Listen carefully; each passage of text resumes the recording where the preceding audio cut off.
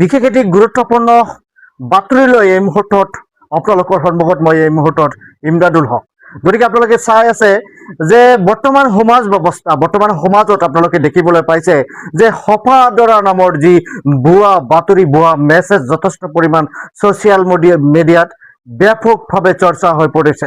গতিকে ছ'চিয়েল মিডিয়াত যে আচলতে এই হপা আদৰা নামৰ যে একাংশ মানুহে আচলতে কোনোবাই দুষ্ট চক্ৰই যে আচলতে ভুৱা মেছেজ দিব খুজিছে, এয়া আচলতে সম্পূৰ্ণভাৱে ভুৱা। আচলতে যে আমি দেখিবলৈ পাইছো ছ'চিয়েল মিডিয়াত যথেষ্ট প্ৰতিদিনে ভিডিঅ' ভাইৰেল হৈ আছে হপা আদৰা নামৰ বিভিন্ন ধৰণৰ ভিডিঅ' ইতিমধ্যে আমি দেখিবলৈ পাইছো। আপোনালোকে সজাগ হোৱাৰ সময়, শিক্ষিত সমাজ গোটেই যথেষ্ট বিজ্ঞানৰ যুগত, এই যুগত আপোনালোকে সজাগ হোৱাৰ সময়। গতিকে আপোনালোকে চাই থাকক আজিৰ এই ভিডিঅ'টো আপোনালোকৰ কাৰণে। এইকাৰণে মই সুযোগ কৰিছো যে কিছুমান দুষ্ট চক্ৰই আচলতে ছ'চিয়েল মিডিয়াৰ ভিডিঅ' বনাই তেওঁলোকে আচলতে প্ৰচাৰ চলাই আছে যে হপা আদৰা, কিন্তু আমি ইতিমধ্যে দেখিবলৈ পাইছো যে প্ৰশাসনে ইয়াৰ বিৰুদ্ধে কিন্তু সৰব। এইকাৰণে সৰব প্ৰশাসনে কিন্তু আপোনালোকক এটা ইতিমধ্যে গাঁওৰক্ষী বাহিনীৰ দ্বাৰাই তেওঁলোকে প্ৰশাসনে এটা সতৰ্কবাণী দিছে যে আপোনালোকৰ গাঁও অঞ্চলত যদি আচলতে হপা আদৰা নামত যদি কোনোবা ব্যক্তিয়ে ভুৱা ভিডিঅ' বনায় তেওঁৰ বিৰুদ্ধে কিন্তু প্ৰশাসনে ব্যৱস্থা ল'বলৈ বাধ্য হ'ব। কাৰণ আমি দেখিবলৈ পাইছো যে গাঁও অঞ্চলৰ ভিতৰত যদি মানসিক বিকাৰগ্ৰস্ত মানুহে যদি গাঁও অঞ্চলত ঘূৰিবলৈ যায়, তেওঁলোকক ধৰি মানসিকভাৱে হাৰাশাস্তি মাৰধৰ কৰি তেওঁলোকক ধপা দি তেওঁলোকক যথেষ্ট পৰিমাণে মাৰধৰ কৰি গছৰ লগত বান্ধি তেওঁক মানসিক হাৰাশাস্তি কৰে। কিন্তু সাৱধান, এই ক্ষেত্ৰৰ পৰা আপোনালোকে সাৱধান হওক। যদি আপোনালোকে তেনেকুৱা মানুহ আপোনালোকৰ গাঁৱত দেখিছে যে আচলতে মানসিক বিকাৰগ্ৰস্ত বা হয়তো অচিনাকি মানুহ যদি আপোনালোকে দেখিছে বা সেনেকুৱা যদি মানুহ যদি আপোনালোকৰ আচলতে সন্দেহ হয়, তেনেহ'লে তেওঁক ধৰি তেওঁক সোধপোছ কৰিব, নাইবা গাঁৱত থকা গাঁওৰক্ষী বাহিনীক আপোনালোকে খবৰ দিয়ক, নাইবা আৰক্ষীক খবৰ দিয়ক।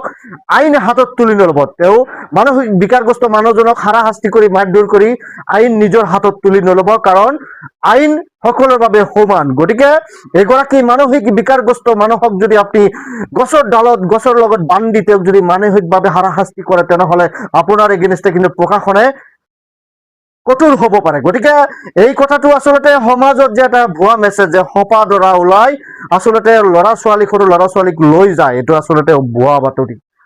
গতিকে এই ভুৱা বাতৰি যথেষ্ট সমাজত ক্ষতিগ্ৰস্ত হৈছে। একাংশ ছাত্ৰ ছাত্ৰী বিদ্যালয় যোৱা বন্ধ কৰিছে, বিদ্যালয়ত ছাত্ৰ ছাত্ৰী গাৰ্জেনে অভিভাৱকে যাবলৈ দিয়া নাই। কিন্তু আচলতে এই ক্ষেত্ৰত আমাৰ ছাত্ৰ ছাত্ৰীৰ যথেষ্ট অসুবিধা হ'ব, আমাৰ গাঁৱৰ অসুবিধা হ'ব, গতিকে আমাৰ সমাজৰ অসুবিধা হ'ব।